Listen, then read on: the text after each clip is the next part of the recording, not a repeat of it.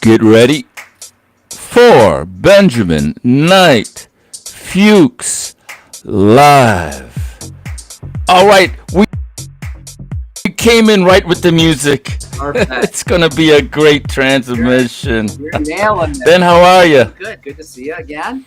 Happy Sunday. I can't believe how fast these weeks are going by. My friend Liam. Scary. Yes, Scary. it is. It's I always crazy. in my head, I We're always think when it's Memorial Day, I always think it's going to be Labor Day really quickly. And then when it's Labor Day, I always think it's going to be Thanksgiving really quickly. And then when it's Thanksgiving, I always think it's going to be New Year's. So every Memorial Day, which is coming up in 3 weeks, I think the year's almost over.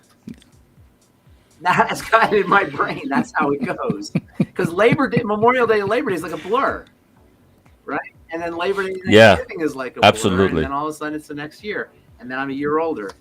And now I'm really getting old. Oh my God. This is It's like a good wine. we're We aging. just Yeah, that's sweeten with age. you know, Yeah. talking about age and youth. We live in a culture where youth is just deified, and it's scary for older people because you become irrelevant in the culture.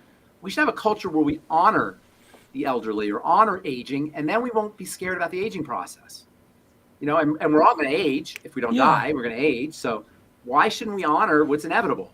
Why should we create a situation, a society where we don't honor something that everybody's going to have to go through? You there? And Liam, you're all frozen. am I frozen? Am I good? Yeah, you're back. My back? Yeah, you're back. I've been just over the past year or so. I've been really being conscious about my nutritional uptake and incorporating some of the things we've been talking about here. And Yeah. I've been feeling stronger Good for you. and better. And What about this yeah, and little guy right it here? is What about this guy? I don't know if you can see there it. you go. You can't really see it. Yeah, Tangy Tangerine. I have it right here in Love my a might be on bottle. me. Same. Yeah, there you go. And it's a shame to see people. I look at people that I know are my age, and they're walking around with walkers and I just know. so. And Went I to the eye look at doctor them, and I'm last week. like, I went to get my eyes checked last week, and the guy says, "What medicines are you on?" And I was like, "Oh, I'm not on any medicines." And he says, "Come on." I said, "No, I'm not on any medication." And he didn't believe me. The eye doctor didn't believe me. And I finally had to tell him, "Hey, I'm a pharmacist. I know how the sausage is made, dude. I know the deal. I know what these things are about. There's no way here, unless I have a serious problem, and, knock on wood, who knows? I might have one, but, it's going to be, those things are awful. Listen, guys, I know you need prescription drugs once in a while, pain pills especially, antibiotics sometimes, and occasionally you need something to tide you over until you can straighten out your biochemistry, like an antihypertensive or a cardiovascular drug. But really, that's not the way you want to go. The average American over the age of 65 is on multiple drugs. They call that polypharmacy. There's actually a name for it. Polypharmacy is, they call it polypharmacy. polypharmacy. And polypharmacy is standard operating procedure for folks who are over the age of 65. The vast majority of people over the age of 65 are polypharmaceuticalized. They're on multiple medications. And, one medication's a problem, but then you start taking multiple ones, you don't even have any idea how those things are interact, let alone the total load on your detoxification system. But that's why we're here, Liam. And today we're going to talk about a really interesting subject that I've known about for probably since the 1990s when I started working with skin, but now it's becoming really, really well known, called polycystic ovarian syndrome. Have you heard of this by any chance? As an male, as an uber male, you are an uber male. Yeah, I've heard that cysts on the ovaries They're cysts. are like, They're not exactly it's cysts, and they don't always happen, actually. Some people with PCOS don't really have observable cysts. The ovulation process is a very complicated process. Even women who obviously are dealing with it every month don't understand the ovulation process. At the beginning of a woman's menstrual cycle, something called a follicle starts to develop. A follicle is like a bag that holds an egg. And actually a bunch of follicles start to develop, but one follicle in particular becomes super follicle, and that is the follicle that will rupture, release its egg, and that's what's called ovulation. And then after that, there's a bunch of different hormonal changes, et cetera. What happens when you have PCOS is because your underlying hormonal balance is off. I'll tell you why that is here in a second. That whole ovulation process does not occur as it should. And what ends up happening, instead of one follicle becoming super follicle and releasing its egg, a bunch of like immature, they call them arrested follicles, like they don't develop properly, and you had a bunch of little like runts, runt follicles instead of one super follicle. Runts of the Yeah, so litter. they're a bunch of Wow. runts, Okay. All and right. because they're runts, they don't really rupture appropriately, so women don't ovulate. And these runt follicles appear to look like they're cysts on the ovary. They appear to be cystic. They appear to be cysts. That's the term polycystic ovarian syndrome. And it can cause all kinds of issues, mostly fertility issues, problems with periods, heavy bleeding, infertility, pain, pelvic pain. It also causes some metabolic issues, weight gain issues, although not necessarily. A lot of people think that if you don't have weight gain, you don't have PCOS. That's not necessarily true. But weight gain can happen. Sleep apnea can happen. Depression, anxiety, problems. They call it dysmenorrhea, problems with the period, painful periods, and changes in your mood with your periods. Just a big mess from a female hormone perspective, and also from a dermatology perspective on the skin business. When I talk about PCOS, usually it has to do with things like acne, really serious acne, inflammatory cystic acne, oily skin, hairiness on the face and on the body, alopecia, hair loss on the head, eczema, chicken skin, a whole bunch of terrible conditions, hyperpigmentation, melasma, a whole bunch of horrible things can happen to your skin inside your body, and it all has to do with one. It starts off with one thing: insulin. And insulin affects the hormone system, the male hormone system. Insulin has a lot of overlap with male hormones because you need female hormones to have this whole process. The male hormones mess everything up. You end up with these cysts that produce male and female hormones. It's a big hormonal mess. But the main point is it starts off with a triangle of disease. Always. Everything's a triangle of disease. And I know, it's a lot of work. I got to tell you, I think I told you before, to try to gather up these papers and put everything together. And all the papers that we show all link this triangle of disease to everything, all these health challenges that we're dealing with. And that's so important because once you understand the relationship of the triangle to PCOS, to cancer, to Parkinson's disease, to heart disease, to dementias, to movement disorders, to autoimmunity, to dermatological conditions, to pretty much everything, gives us some power. If you go to the doctor and they don't know about the triangle of disease, they just try to treat the heart if you have a heart problem, or the brain if you have a brain problem, right. or the various parts of the body that are suffering from autoimmunity without addressing the triangle. That's why it doesn't work. That's why the medical model fails, because it's not getting to the root. It's treating the fruit, not the root. It's treating the rotten apple. Once the apple's rotten, you can't do anything about it. So of course you're going to say, well, you're going to be on this medicine the rest of your life, or there's no known cause, or that's just how it is. You just got older. Your mom had it and your father had it, so you're going to have it. They come up with these stories because they can't treat the fruit. It's rotten already. But if you understand how it's a brilliant metaphor, treating the fruit. You got to get to the soil and the root, and that's what the triangle is. So let's go to the first slide here. Now, I should tell you, PCOS is considered to be a insulin issue, primarily insulin and blood sugar, and that's what you really want to focus on. Nonetheless, there is always a role to play, always a role for the digestive system to play, because intestinal permeability and bile problems and dysbiosis, messed up gut bacteria, play a role in blood sugar dysglycemia, as well as insulin health. So it always starts off with the first point in the triangle of disease. This is from the paper, from the journal Frontiers in Endocrinology. Quote, gut microbiota, that's the bacteria in the gut, is associated with disorders of lipid, glucose, and steroid hormone metabolism. This is what we just talked about. How this is the first point on the triangle of disease. It's telling you right here, right? It just tells you everything you need to know right here. A large body of studies demonstrates that gut microbiota could regulate the synthesis and secretion of insulin and affect androgen metabolism and follicular follicle development, providing us a novel idea for unraveling the pathogenesis of PCOS. It is expected we can provide a new direction for the treatment of PCOS based on gut microbiota. And again, what they're showing you here is that the gut microbiome is the base of everything, including the insulin problems that get blamed for PCOS. And it really is in many ways the insulin issue. Next slide. All women with PCOS should be treated for insulin resistance. The hyperinsulinemia appears to be an important factor in maintaining hyperandrogenemia, androgens in the blood, in accordance with the high prevalence of insulin resistance, obesity, glucose intolerance, type 2 diabetes, and increased evidence of inflammation are more common in women with PCOS.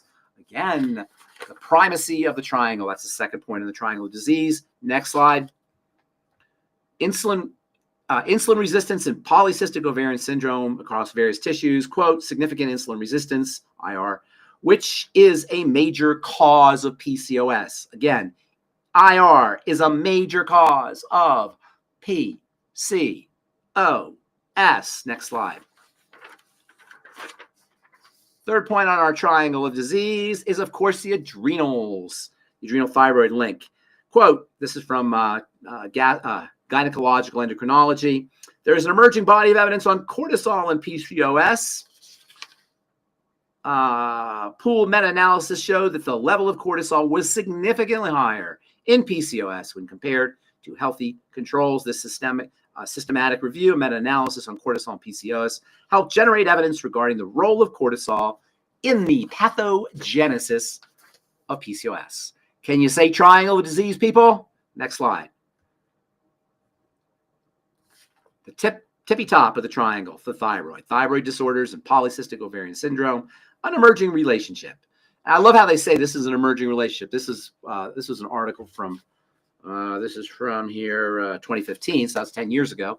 But it's not an emerging relationship. It's a triangle.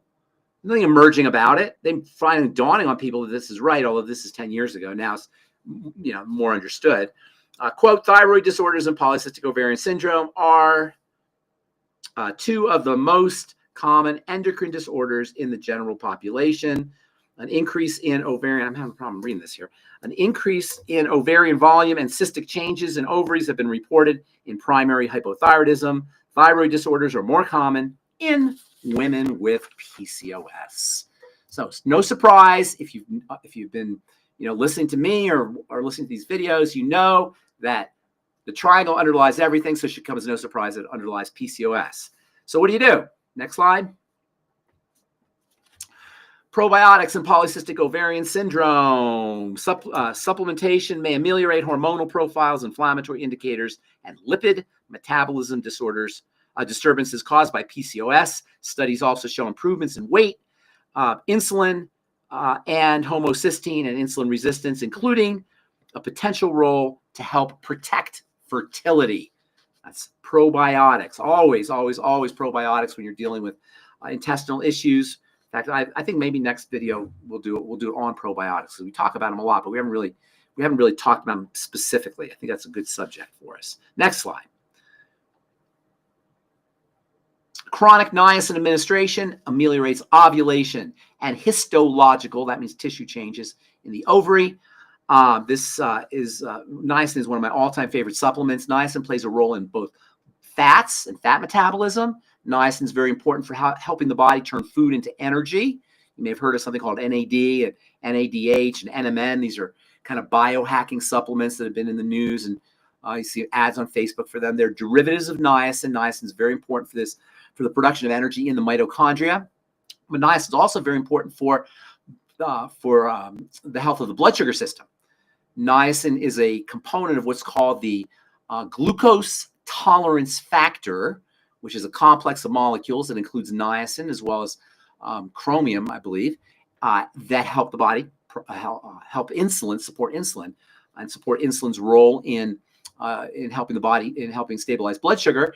And thus, it's very important, the glucose tolerance factor and niacin and chromium for insulin resistance, which at its core is what polycystic ovarian syndrome is about. That's the heart of it, is insulin resistance. You can think of polycystic ovarian syndrome as an insulin resistance problem. It involves the digestive system as the first point on the triangle of disease. It involves cortisol and the thyroid as always. It also involves the relationship between insulin and androgens, male hormones, and ultimately female hormones. Male hormones are turned into female hormones. So when you're producing lots of male hormones, or when your male hormone system is revved up by insulin, one of the byproducts or one of the extensions is going to be problems with estrogen. This is why PCOS involves elevated levels of androgens and estrogens. Niacin can help you with both by virtue of its ability to help improve insulin sensitivity and reduce insulin resistance. You got to be a little careful with niacin. If you have, when you first start taking it, you get what's called the niacin flush. The niacin flush is not really a deadly thing. It's not going to put you in the hospital, but it does feel a little bit uncomfortable. It does go away. It goes away after about 15 or 20 minutes, and it'll go away over time as your body gets used to niacin. Next slide.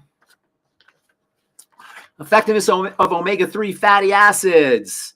Omega-3 fatty acids may be recommended for the treatment of PCOS with insulin resistance. This is from Reproductive Biology and Endocrinology. Omega-3 fatty acids are not necessarily essential fatty acids. There's a lot of confusion around EFAs and omega-3s. Omega-3s or EFAs are a type of omega-3, but you have other omega-3s that are not essential. There's a couple in fish oil. One is called DHA, another is called EPA, and both DHA and EPA are known to have anti-inflammatory effects, and are also known to support blood sugar health and also to improve the symptoms of insulin resistance. So fish oil, as well as flaxseed oil, chia oil, hemp seed oil, because those will get turned into DHA and EPA. And omega-3 essential fatty acids also have anti-inflammatory roles that can be helpful for folks dealing with PCOS. And then last slide, B vitamins are also important. We talked about niacin, that is a B vitamin, but also thiamine plays a role in supporting blood sugar health and reducing insulin resistance syndrome, reducing the symptoms of insulin resistance syndrome. Also, folic acid and B12. That's what they did this focused on in this study. There's a growing evidence folate and possibly vitamin B12 supplementation may be beneficial to fertility in women. Although most studies have not focused on women with PCOS, there is biological plausibility and evidence that B vitamin supplementation may be even more important for improving reproductive health outcomes in PCOS women. And that is one of the biggest problems, aside from the skin. The skin is probably the biggest problem because the most troubling symptom, we'll say, because everybody sees the skin. And, the cystic acne and the rashy acne and the oily skin, they can be very troubling, not to mention the mustache and the beard and the hair loss and the hyperpigmentation. So these are definitely cosmetic issues, and they're very troubling. But for the fertility thing is really a problem too. And infertility is really an epidemic. Some 30% of American couples are infertile. We have a serious fertility crisis. And I didn't mention xenoestrogens.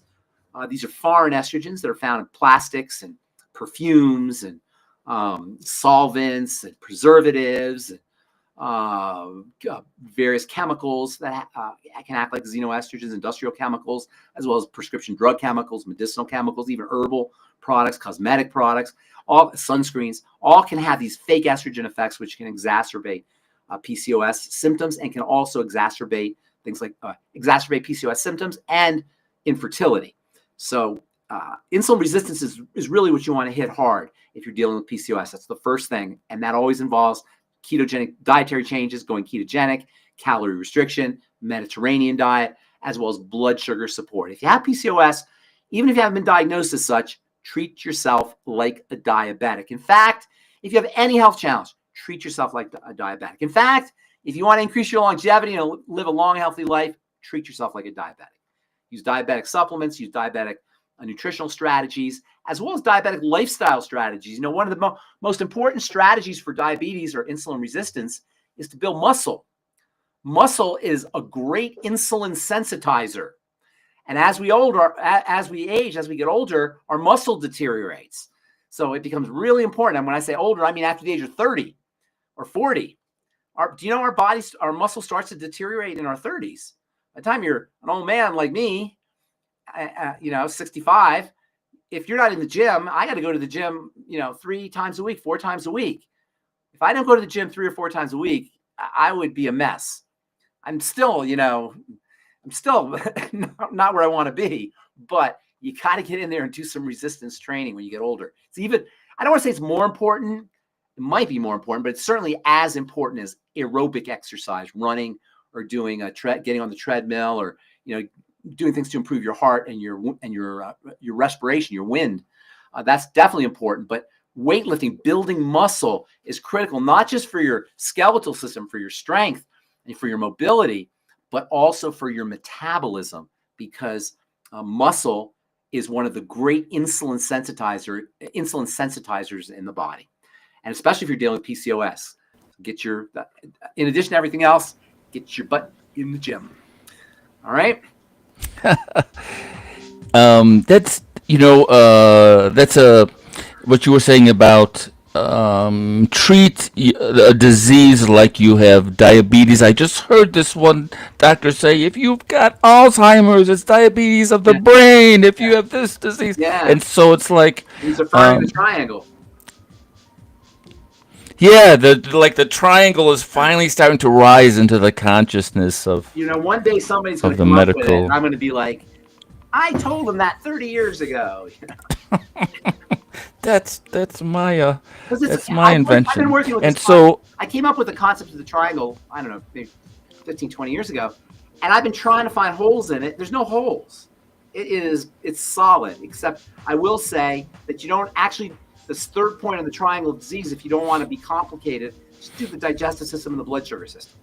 And then the adrenals and the thyroid will kind of take care of themselves. There's probably things you still want to do, but if you just take care of the digestive system and the blood sugar system, you'll add years to your life, and you'll reduce your risks of chronic degenerative diseases if you don't have them, and you will improve the prognosis and even possibly reverse them totally if you do work on the first 2 points of the triangle.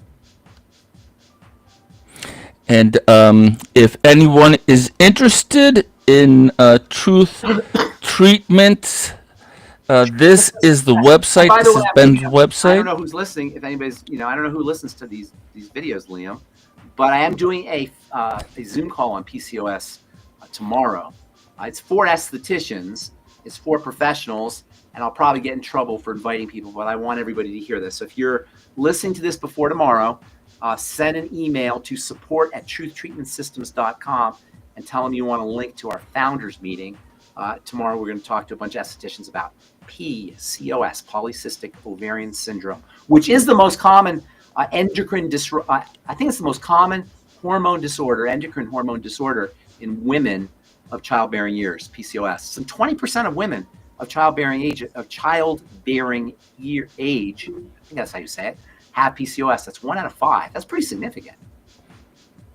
Yes, and you said 30% of couples are having trouble having children? For everyone's 30% of women or 30% of couples. It's very significant. It's very significant. And probably a lot of it has to do with these xenoestrogens. A couple years ago, Alex Jones, Alex, right? He goes, Alex. I love Alex, yeah. Alex is great. I'm not an Alex hater. But he is kind of dramatic, and so he goes a couple years ago, 10 or 15 years ago, he goes, they're turning the frogs gay. And, and he got a lot of heat for it, and he was in his own Alex way, he's being dramatic, but he was right, because there's estrogen in the water, and estrogen is birth control, and estrogen is feminizing, and estrogen is actually making reptiles and amphibians that live in the water infertile. So you can probably assume that it's doing it to us too, these xenoestrogens and estrogens in the water supply. So, I don't know about turning the frogs gay. Turning the frogs gay, that meme, was a big, super incredible. That was just Alex talk for xenoestrogens and infertility. And so if you follow this QR code, this will bring you to Ben's website. You can go to the Contact Us session and drop a line for the big broadcast then tomorrow, is it, you said? It's not a broadcast, it's a Zoom call. You're doing? You know what, I might a Zoom call. It's a Zoom call, and it's for my truth treatment estheticians, but I want to invite people who are, both people who are watching this video, or all three people who are watching this video to come. and then I'll probably start doing some Zoom calls. I think Zoom, I haven't really been taking advantage of Zoom calls, but I think a lot of the stuff we talk about here would lend itself well to having a group of viewers on Zoom, and that way we can interact, and I can meet you, and they can meet me, and we can talk. We can ask questions, and we can engage. Yeah. So that's something I want to figure out how to do, and that'll happen sometime, hopefully in the near future. It's a good idea. All right. Well. Alrighty. Happy May 5th week. Another and happy May 5th week, man. Absolutely. Next Sunday. And we'll see everybody next Sunday. Thanks so much. Bye. Take care. Bye-bye.